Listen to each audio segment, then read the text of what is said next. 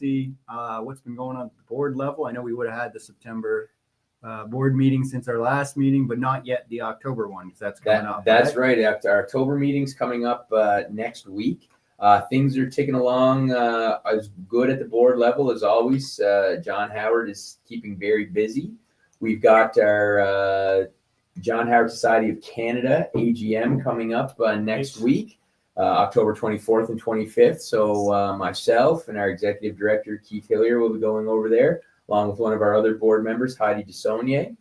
There's going to be a lot of interesting and exciting topics discussed there, including a resolution that I kind of co-wrote with the executive director of John Howard Canada on bail reform and advocating for bail reform to make bail easier to get, to make bail laws more lenient, which is pretty contrary, unfortunately, to the rhetoric that's being bandied around at the national level about the bail system these days. But we think that the approach that we're taking, that we're advocating for, is one that is more evidence-based. Nice. And so we're going to have this resolution up for voting with the membership of John Howard Canada. And if it's adopted, then advocating for this type of bail reform will become one of the priorities, or one of the what will hopefully then become one of the three major priority areas that the John Howard Society of Canada works on. The first being ending the abusive use of segregation and solitary confinement in federal institutions, and the other presently being working to improve healthcare for federally incarcerated individuals. But given the issues that are coming up around bail, I just saw that Mark Carney said that coming to Parliament next week is going to be a bill on making bail harder to get. So unfortunately, this is it's never been. I think it's always been an important issue, but it's never been more important than it is now. So hopefully, we'll get that passed at the AGM, and that'll become something that we'll start advocating for very strongly at the federal level. Yeah. So we're getting ready for that meeting. Getting ready for our upcoming meeting, where we'll just kind of check in with everything that's going on at the John Howard locally here. And at the John Howard locally here, Josh, things are going along pretty well. We've got a lot of new faces around the office. Yes, we do. A couple of new caseworkers have been hired for a new youth at risk program that we just have launched, that we just recently got some funding for. Yep. So that's very exciting and taking up a lot of time, but it's a much needed program here on PEI, and something I know Andrew, you and I have talked about. Yep. You have a lot of interest in. Yep. So we can certainly something that we'll be talking about. But things are as always. We stay very busy and very involved here at John Howard. Yeah, I'd echo that. Like you touched on, the youth program, it launched on September 2nd. So it's been about a month and a half now. It's been up and running. We've got our 2 caseworkers up and working with different folks. And we're actually on track as of sometime in the next probably week to potentially house our first youth already. Wow. Yeah. So Awesome. it's looking through that program. Awesome. Yeah. So thanks to, in large part, to the team, as well as Alice, who's the landlord position for that program, and the work that she's been doing to make connections with landlords and advocate for opportunities for some of these youth. So really excited about that. It's nice to see there's already some possible movement. Yeah. And Alice and I have been a bit of a traveling roadshow. Okay. We're actually at probation this morning. Oh, great. We did a presentation there to the youth justice team. Nice. Met with them and talked about kind of what the program entails and what would make for suitable referrals. Yeah. We did that with child and care services. So, a lot of the youth that are going to be aging out of group homes or coming through their transitional housing on Beach Grove. We've also done that with social programs. We've also done that with some of the shelter staff. So we've been going around making connections, and it's led to a pretty good outpour of referrals, many of which have been like suitable referrals too. That's great. Yeah. Yeah. It just goes to show, I think, when you put the resources where the evidence shows or the data shows that there's a need, you can start to make an impact very quickly. Yeah. Yeah. And shout out to CAEH for helping to make this possible. Absolutely. Yeah. That's a good segue. So that's one of the big things on my mind. We've got the annual Canadian Alliance to End Homelessness Conference coming up the last week of October. Oh, exciting. And for what'll really be like the first time ever, myself and Jacinta from the Community Outreach Center are doing a presentation at the workshop. Great. Very good. Yeah, so we'll be doing a presentation on behalf of PEI for cross-sector collaboration, Nice. talking about some of the great relationships that we've built here on PEI and how the homeless sector is now working with other sectors. So that'll be a great opportunity to showcase and promote some of the great things that have been going on here. Yeah, Absolutely. And a chance to, again, network and interact. You kind of referenced, new staff. So we've got one who just was hired as part of our data admin position. Yeah. And we've got 3 more starting in the next month. Oh, wow. Wow. Yeah, so we've got another data admin person to support with the growing needs around data collection and reporting. We've got somebody as part of the Prosper program, which is something else we could mention that we've launched on October 1st. Great. The financial literacy program that ties into the community tax clinic that we have. Yeah. So there'll be somebody working in that full time to support people. Oh, excellent. And then we've got somebody to replace Martin, who had left as part That's of right. the 230 Richmond Yeah. in the project that we have ongoing with the province. Yeah. So you say, we're constantly growing, constantly expanding, constantly striving to meet the needs of people. And, trying to put those resources where the evidence shows us that that's where the need is, right? When talking about the Prosper program and financial literacy. And that's something I know that kind of came up during the prevention and diversion program runs, that we realized that, a number of people that we're serving through that program had enough money to, potentially cover expenses, but there, just issues around financial literacy and budgeting and things of that nature. And so realized, we could probably cut a lot of these problems, or deal with these problems before they come to a head by just providing that education to people, right? It's a low cost way to save a lot of money down the line, right? So Exactly. yeah, I say so. It's great to see all these programs starting, and hopefully we're able to serve the population that needs it. Yeah, very excited. And I think it starts to give people, kind of a suite of options internally. Like I said, we've certainly done well to make a lot of strong connections and relationships in the community. At the same time, it is always a benefit to have internal options for people. So, Absolutely. You come in to meet with staff member X and you walk down the hall and now you meet with staff member if it's part of another program. Well, there's no one size fits all approach, right? So Yeah. different people have different needs, and the more programming that we have to provide to people, the better we can meet those needs and provide assistance. And that's what we're here to do, is to help people. So For sure. That was everything I had on my list. Any other updates you wanted to touch on before we turn it over to Andrew? no, I think that's it. And and I'm excited to get into it with Andrew here. So not to put you too much on the spot, but why don't we get started there, Andrew? Yeah, let's do it. Sounds great. Tell us a little bit about yourself, the role that you're in, how you found yourself in that role, and we'll get talking about education. Happy to. I work at Holland College, local community college in Charlottetown. I've been in the role as instructor there for about 20 years. And prior to that, I was actually a student of that program, 10 years prior to that. So I've been in the youth worker world for a long time, both on front line and all sorts of different roles, and have a lot of different backgrounds and facilities, whether it's psychiatric units or justice facilities, open closed custody, group home settings, schools, kind of covered a lot of different bases as a youth worker.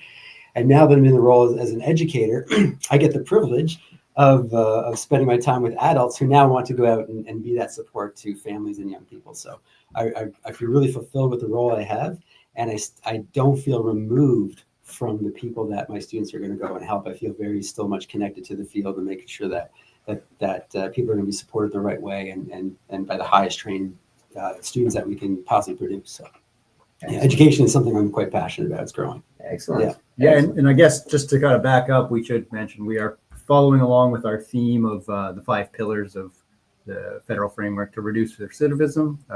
And so education is our pillar today, which is what brings Andrew here for us. Yeah, and just to kind of remind everybody, so those 5 pillars are housing, education, health, employment, and positive social networks. And so we've touched on housing. We're now touching on employment, and over the next couple of months, we will be covering the other three frameworks, or the other three pillars of that framework. But education, I think, is a very important one. Probably one of the most important ones, because education definitely has, attaining education has the ability to change people's lives. Opens up job opportunities, all that kind of stuff. But the thing that education can do that I don't know other things can do is education can transform the way that people view themselves. Yep. Yeah. And so what I say, and I'm that's sort of with a bold statement like that, Andrew. Why don't we dive in there? Sure. What do you think? What do you think about that? Yeah, it's funny you say that, because of the list of sort of topics that I was sent, that's the one that drew my eye quickest, because that's literally where I start with, even with my students. Right.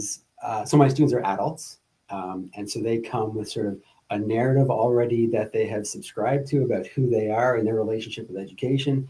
They already come with sort of lots of messaging that has been given to other people over time about whether they're good students, bad students, they can't pay attention, they have no initiative, they have lots of potential, they can't follow through. Hear all that stuff. That's how day one, that's how the first month starts typically. So I see that angle all the time. And part of the joy of my job is to introduce people, students, to experiences where they get to challenge that internally. Because once those barriers have been challenged, and in some cases overcome, then they're just off to the races. They can really grab hold of their educational journey. And it's less about me as a teacher in a teaching role and more about me as sort of a facilitator along the way. And growth really takes root.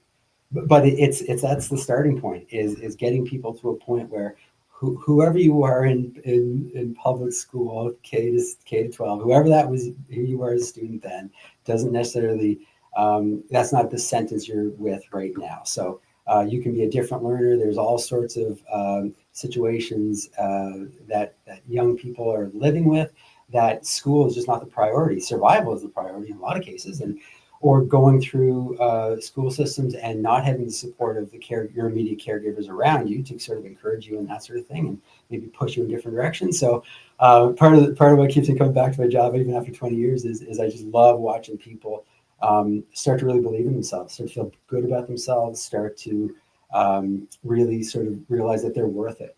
They're worth it, and I'm lucky enough to be in a role where the education that I'm servicing is about helping other people. So it's not a dead end sort of experience, even for our students. They are learning, they are feeling better about themselves, because then they can go and help someone else. It's very much that pay it forward side of the experience. But no doubt, the first conversations I have in my office with all my first year students are about, them telling me that they can't do it. I'm like, you just got here. You can't possibly not do it. You just arrived. So let's examine that, and let's find ways around that, because that's something we can throw out the window here pretty soon. So yeah, and I think in that to me is how education is one of the most important pillars of the framework to reduce recidivism, because most of the people that are involved in the criminal justice system, a lot of them don't have high levels of educational attainment. Most of them have probably been in situations, like you described, where survival is their first priority, not going through kind of the standardized or formalized education program. For whatever reason, they've gotten this narrative drilled into your head: you're dumb, you're not a good student, school's not for you, you can't learn, you're as you get older, you're a troublemaker, you're no good, that kind of stuff, right? And you really internalize that and think, this is who I am. But if you can provide education to people, and I've talked to some providers who provide, college level education programs in federal institutions across Canada, and they really talk about, again, like you said, that really transformative aspect that education can provide. Even what we might consider quote unquote hardened criminals, right? I mean, I think education is one way that where it's never too late for anybody. 100%. Yeah, I couldn't agree more with that statement, because again, I teach adults, so the adults, they're usually they might be 19 at the start, 19, 20 on the younger age spectrum, but up to mid 50s, even into late 50s, even 60-year-olds we've had. So it is never too late. But there is that mindset, and because I hear that phrase all the time too. I'm too late. I don't think I can do this. I'm too old. I don't understand. I don't know where we get that as a culture, but it still is one of those hurdles and barriers for sure. And so, Andrew, one thing that I know in my work as a criminal defense lawyer, one thing that I see people, one of the biggest impacts on people is somebody, gets a criminal conviction, they wind up with a guilty plea and a criminal record, and they have planned, maybe these are young people, they have plans for what they want to do for their future, but now they've got a criminal record and they're worried about it. Well, and somebody might say, well, I want to take the child and youth program at Holland College. I want to get into that field, but now I have a criminal record. Yeah. So have you come across that experience? And are there ways around that, or what do you tell people in that who are having that experience? Yeah, well, funny enough, tomorrow, Saturday, the college typically hosts these open college days, these open houses. People from the community can come in and ask questions and kind of get an inside view of what the program areas look like and talk to faculty and that kind of thing. And almost every year we'll have somebody who will be in that situation.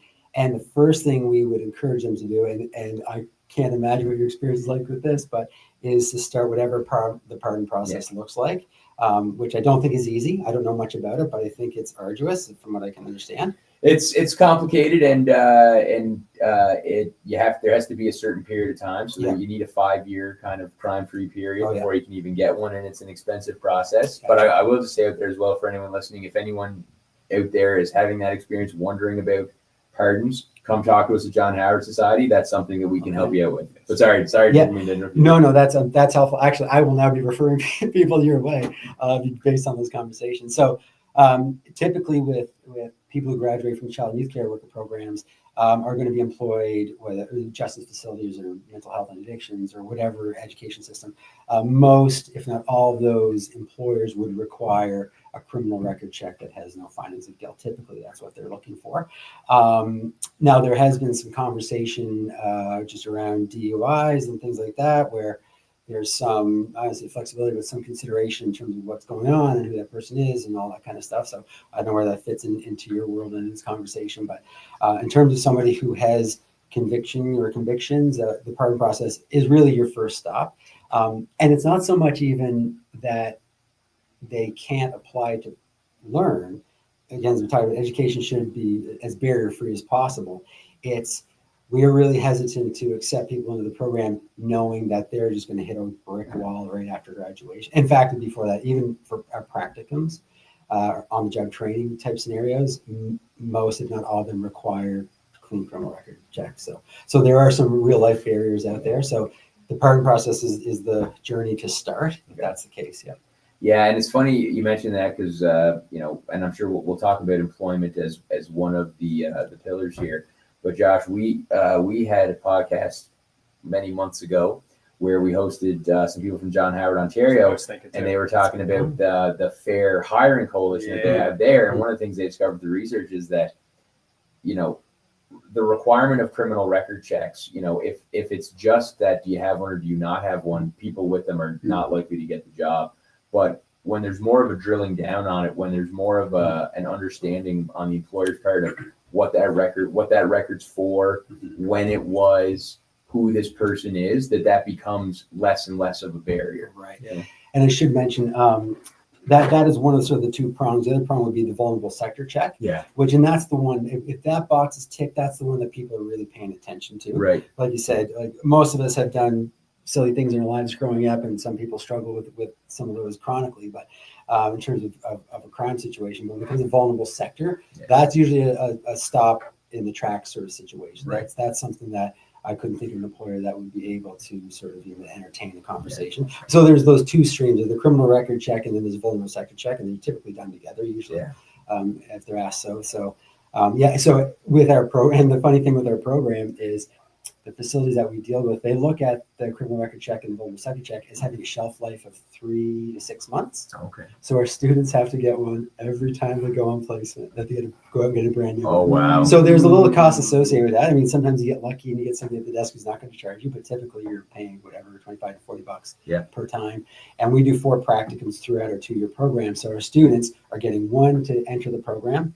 Then they're getting one within the first month of the program. Then they're getting one in the second semester, one in the third semester, one in the fourth semester. Wow. So 5, just to cover all the bases, but that's how our practicum sites view them, is these aren't things that can last for 2 years. They want updated ones within 3 to 6 months. They have accompanied letters stating who these people are that are asking. So they're really paying attention to them as documents, and I guess, and rightfully they should be. But that's something that we take on as well in the program. Yeah. I say, and again, and that's, we're dealing in the podcast with these pillars kind of in silos, but they're really not. They all sort of intersect, right? And that's where I think education and employment need to intersect. Is there needs to be that kind of understanding, right? To say, it's not just a matter of do you have a criminal record or do you not.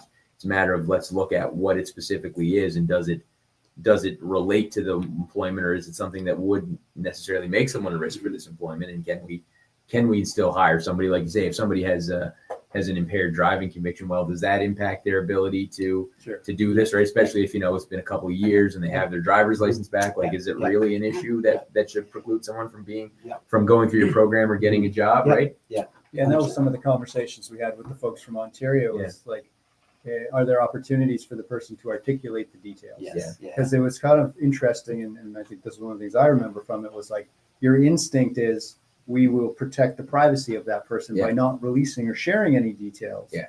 But what they found was, when they do share their story and they find out the details, it humanizes the experience. And then employers are like, oh, well, that sounds a lot like my brother or mother or sister or whoever, neighbor who did that.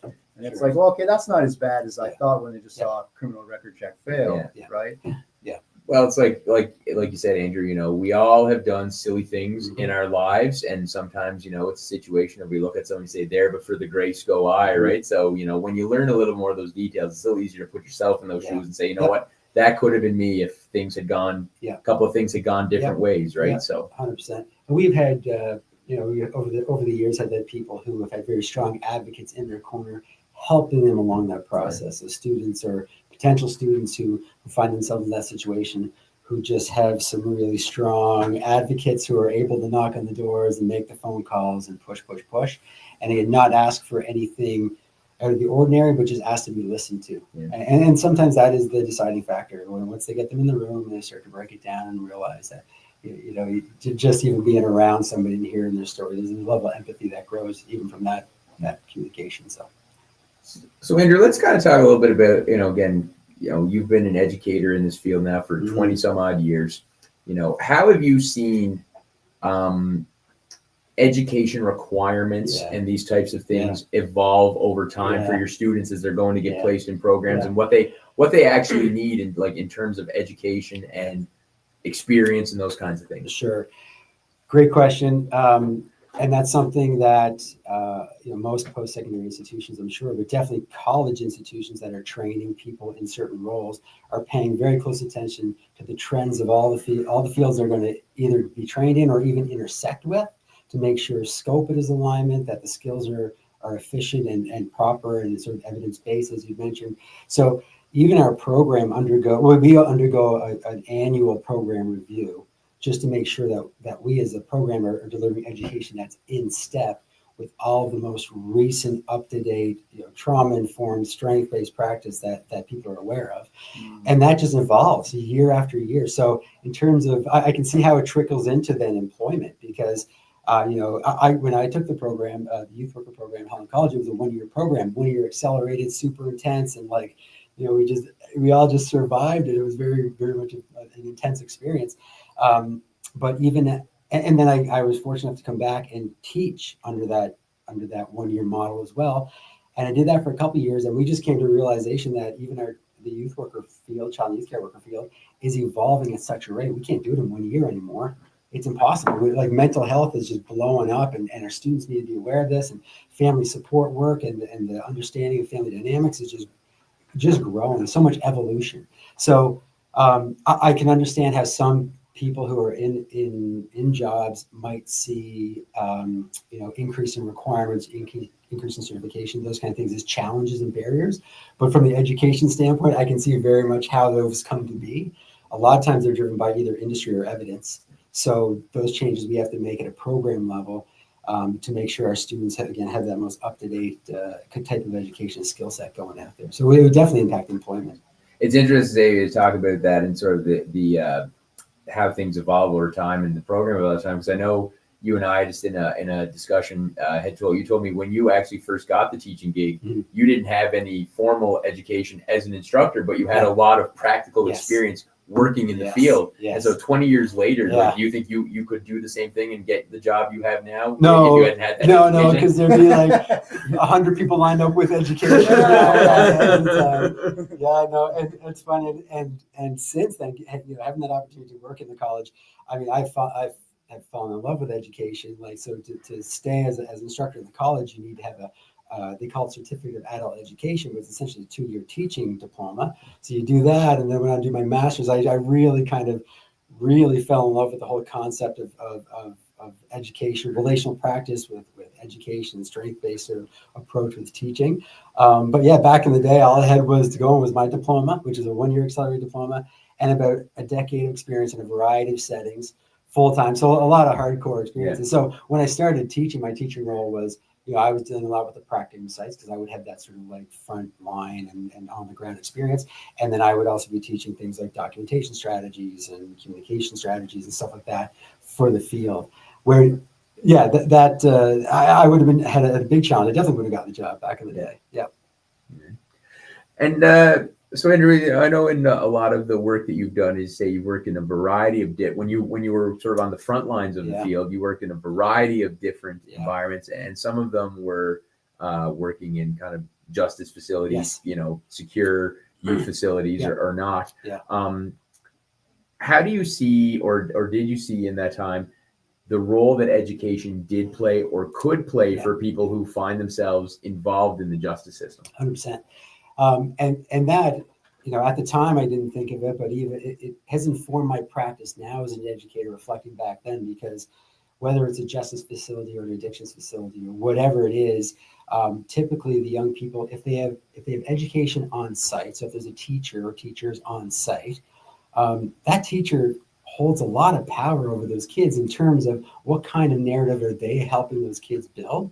And so I've seen, educators who come in and they just like the quietness of the place, and there's only a couple of kids to deal with, and they kind of move through their shift. And then I've seen educators who come in and truly love those people and really want them to learn and grow beyond where they're physically at right now into their future. So I've seen those different roles. I guess like in every sort of job, you see the people who are really putting their heart into it, and some people who are like maybe distracted or thinking of other things. But as I can look back now and see education at the time, even though I wasn't an educator, you could see those kids were either being lifted up or they were being pushed down through education.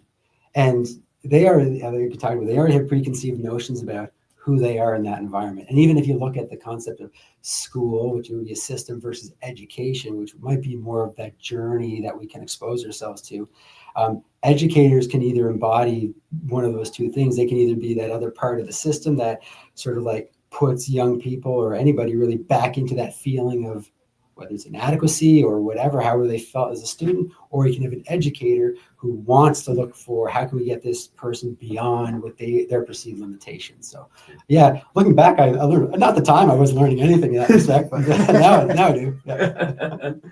Yes, because so one thing that we've been pushing for a long time at the John Howard is to get some distance education provided at the correctional center here. And we've been in discussions with the correctional center and with Holland College to start to provide some education to the correctional center, on kind of a remote basis. Yeah. And saying, so, kind of in your experience or your thoughts on the matter, what do you think of a program like that being offered? Awesome. First of all, awesome. I love the idea that information should be accessible to people, and if you have people in a situation where they are in custody and they do have time and they do have a will and they do want to sort of like pursue this, that should be available to them. And I can just think of all the skills, maybe aside from the youth worker role, but all the other skills, employability skills that could be on offer to people, so that when their time is up and they do sort of reintegrate, that they have something to kind of move along with, a skill-based sort of approach for the next phase of life. Really, yeah. I think it's awesome. I will say, pandemic hit, everything went online. We were caught in the crossfire of that too. The virtual learning platforms, at the time of the pandemic, I think everybody was just on the assumption we'll just dump everything online, whether it's PowerPoint lectures, whatever, a couple of videos, and people will just magically learn.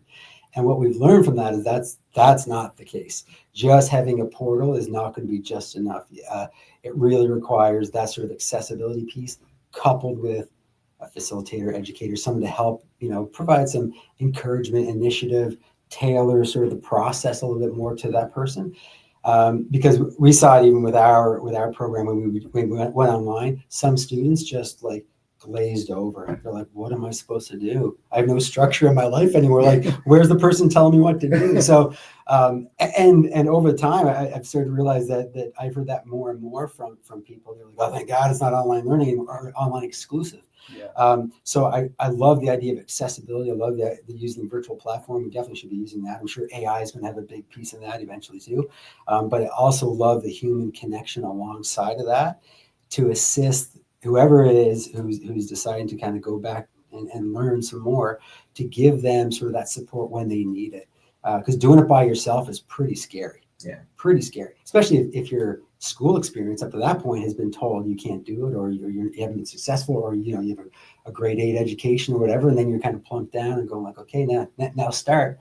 Like for some people, that's just a mountain that's too high to climb. Yeah, absolutely. And one of the things that I wonder about, and this might be something, kind of getting to those issues of somebody who maybe hasn't had a good learning experience, and maybe you've noticed this, say, in some of the facilities you worked at in your life, is that you have somebody who wants to learn, Yeah. but they're in like, kind of this institutional environment, Yeah. and everyone else in the institution environment thinks, oh, why would you want to do that? School sucks. Learning is stupid. Yeah. Like, why would you want to do that? Right. Sure. And there can be that real pressure on people not to learn or not to grow. Right. But I think, yes, if you have somebody there who can provide that positive guidance, right, it can make all the difference. Because if you just leave it up to them, if everyone else saying, why would you do that? That's stupid, like whatever. But tall poppy. Yeah. You get your head back down with us. Like, we don't want anybody getting ahead here. So, that would be very much a real scenario, I'm sure. I don't know how you would ever sort of mitigate that, other than being able to provide that alternate voice along the way, right? Because then you're left up for that person to sort of negotiate in their brain. Okay, is this worth it? Like, I'm getting pressure this way, and they're telling me the same thing I've been hearing for ever since I was little. Like, okay, maybe I can't do it. So having that other real-time voice of the person, no, you want this, like, we're going to make this happen. Like, you are going to be exposed to the experiences and situations and material you need to do this. So it's tricky. I think learning is tricky to do solo. I really believe that. Yeah. I think and I think like people kind of mistake the availability, accessibility for opportunity. Yeah. And where one of the things you run into is, if you're online and there's a bunch of people on a Zoom call, your odds of unmuting yourself and raising your hand and asking a question and disrupting, and there's also some social norms around, well, now you're going to make the Zoom call take longer, right? Versus like get the side chat going. Yeah, right. Versus like you're in a classroom and you say like, hey, do you have any questions? Or hey, at the end of the class, if you want to come up to me and ask questions privately, you can. And that opportunity is often where people are going to find themselves. Okay, now I'll take advantage and ask my question. Yeah, totally. Versus these, or the materials available online, and I don't know what to do about it. I don't want to reach out and bug somebody. But if somebody's standing right in front of me, I'm willing to ask them. Totally. And there can be an element to, talk about social norms, and you're on Zoom, and like Andrew, you said, you're doing the Zoom, and some students just glaze over, right? Whereas, you're not, I think if you're like a good educator, you're not going to call that person in front of the whole Zoom call, right? But, in an environment where you see that there are ways that you can approach that in like a personal way, be like, hey, like, okay, what can I help? Like, how can I help you here, right? And actually something that I just do, and I haven't done a lot of online stuff since the pandemic. We've sort of gone back full-time face-to-face, and that's probably part of our profession that sort of encouraged that. But something that I used to do when I was teaching online with students, I would just get them to turn off their cameras, because I don't want them to feel like they have to expose anything of their personal surroundings to anybody. And because my students are adults with their parents, their grandparents, their young people like who are living in, on couches. Like, there's too many personal dynamics that can be exposed in that as well. And that's not part of what I want them to, like you said, I don't want them to feel vulnerable or have to be like, oh shoot, how do I navigate this? I don't want people to see over my shoulder. And I know there's filters and stuff like that, but even so, I just made it sort of like, let's just make it so that everyone turns their camera off. It also helps with bandwidth, freezing and stuff like that. But Yeah. So I really do believe there's wonderful platforms out there that do exist that people could engage with, but it's not as simple as, and yeah, we learned this the hard way. It's not as simple as just like putting PowerPoints online, expecting magic to happen. Yeah. It has to be a real intentional and probably a high level of training to help facilitate the learning experience through the platforms. But well, something that we're kind of talking about in a way that I would love to see kind of a distance education program work if were ever to be some sort of partnership with Holland College and John Howard Society and the Provincial Correctional Center would be, maybe things start online or like most people are kind of doing things online. But if there are people who are, particularly excelling or something, that they're able to maybe get a temporary absence to go and actually attend classes in person. Yeah. Or, if somebody is only at the correctional center for a short period of time, and so the length of time they're there is not enough to complete the program that they started, that when they get out, they can go into the program in person, right? Yeah. Oh, very cool. Those kinds of things. And like you say, maybe that's not suitable for everybody, or maybe not everybody wants to take advantage of that. And so for that, there's the remote piece of it. But that's cool. I feel like when we talked to Boz from the Incarceration Innovation Network, she was talking about that in New York, where she started that pipeline. Yeah, I think where people could go from the incarceration to the college or university, and then, like you said, if they started, they could pick back up in person, and were still considered like an enrolled student in that program. Oh, interesting. Yeah, and I think the evidence would show when you look at these types of programs that they do have a very high success rate, right? Because you're changing the way that people have thought about themselves their whole lives, and you're giving them a very concrete way out of situation that, like, they don't want to be in. Like, nobody wants to be incarcerated, right? Like nobody goes out and commits crimes and gets incarcerated for the fun of it, right? Like, there are reasons there, but education can provide a very concrete way out of that cycle for a lot of people. Absolutely. Yeah, knowing like, hey, I'm going to start this course, and then when I complete my time, I'm going to go into that. You can set up other pieces like, okay, well, now I'm going to try to find somewhere to live close to campus. Now I'm going to apply for assistance financially as a student. And so you kind of have like a bit of a roadmap for when you get out. This is the direction I'm headed. Yeah. And, and like say, and then you're going to school, so you're with other people that want to learn. So you're getting positive social networks developed, right? So again, it all feeds into all the various pillars of the framework to reduce recidivism. Yeah. Something I've noticed, a trend that's happening and hasn't happened for a while, is, and it's kind of what you're talking about, almost that flexibility or rethinking about how students end up in college. It doesn't have to be like, yeah, here I'm signing up full time, here I go. It could be like, I've been working along the way, whether it's online, here or there. I took a break, I came back and did this, and then they had sort of a package of education already done. They can present that to the institution. The institution says, that's great. That lines up perfectly with you starting at point B in this program or whatever. So we have a lot of agreements with Holland College, with some other institutions, UPI being one of them. These real integrative, they're just fantastic. It's like no longer are you sort of like stuck with having to make one final decision about your education anymore. It's very fluid. And I think that's, considering people who accessibility might be part of the issue, like if they are locked up, then they still can do stuff. They don't have to physically be somewhere. They can still work on education and get some things sort of done and in their back pocket. And then when they're ready to move on, when time is right, then they can still use that. Education it cannot be wasted. No, absolutely. Yeah. Right. You can knock off some credits towards the program when you get out, so that you've done something meaningful. I like to hear that, because when I was in school, probably when you guys were in school, because we're all roughly the same age, when you were in high school, there was 3 programs, right? You were in the academic program, the general program, or the practical program. And the expectation is the academic program, you graduate, then you're going straight to a 4-year university. The general program, you graduate, you're probably going to go take a trade. Practical program, you graduate, you're going to go work, right? And it was kind of that, like, this is the path set out for my life, and it's like dictated and decided when you're pretty young and you're still going through a lot of changes and discovering who you are, right? But again, it feeds into that narrative. Oh, this is who I am, right? This is what I do. I'm good at school. Oh, I'm not good at school. I'm good with my hands, right? But it doesn't have to be that way. No, it doesn't. And a common conversation I have with my students, even second-year students who are about to graduate, I'm like, what's your plan next? Like, I really try to push them into like, keep going. Education's good. Keep going. And a lot of them like, I'll pick away. I'll do a couple courses here and there. I'm like, that's awesome. You don't have that sort of overriding pressure to like jump in the deep end, take another big financial commitment to kind of achieve some other big piece of education, they're just chipping away. Mm-hmm. That is such a common, I think, experience right now in PEI. People are just chipping away. They're taking a couple of courses in the summertime, they're chipping away. Some of them don't even know what they're going to major in. They're just going to like compile it at the end and see what they got. So I love how education serves them versus them having to serve some sort of system of education. It's become kind of like a menu, like an a la carte kind of thing. Totally. Like, Yeah. pick what works for me and figure out what that can lead me to. Yeah. Totally. Well, I mean, but and I say again, going back to my own experience, and I think the way that things were and things have evolved now. It used to be okay. I'm in this program. I'm going to university. I have to decide early what university I'm going to. When you get to university, what's everyone asking you? What's your major, right? So it's like you have to plan out and pick your life at a very young age, and that benefits nobody because if I think back to the person I was in my early 20s, I'm nowhere near that person anymore, right? So any decisions I would have made about my life at that time would be completely irrelevant. Yeah, you didn't want that person making those decisions. Shut him up.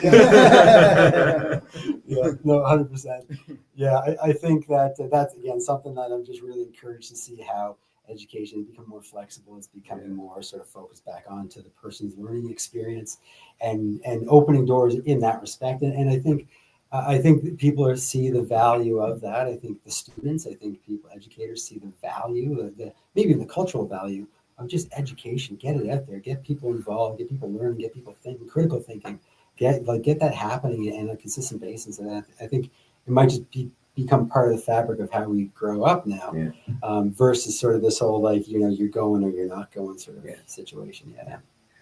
And so you talk about the program that you teach, and it's got a lot of classroom components, there's practical components. What are your thoughts on kind of the different types, classroom sort of versus more practical hands-on education? Do you find that one has more value over the other? Is there one that you prefer, one that you find your students prefer? I see it almost as it's one thing. Doing classroom, which then opens up sort of reflection, critical thinking, new instruction, new information, opens up those opportunities, hearing from other people, so you learn from the group. So the classroom experience as well as the practical experience, those two things combined, I think are nearly unstoppable. And so in our program, and I know many programs in the college, they're completely infused with a practical component really early on in the experience. So for us, we have 4 semesters, and the first semester, within the first 6 weeks, our students are already going out on placement. So already going into some of these facilities that they're going to potentially work in. But they come back different. So actually, literally, they leave on Monday for these placements. So that's what I was doing before I came here, setting these placements up.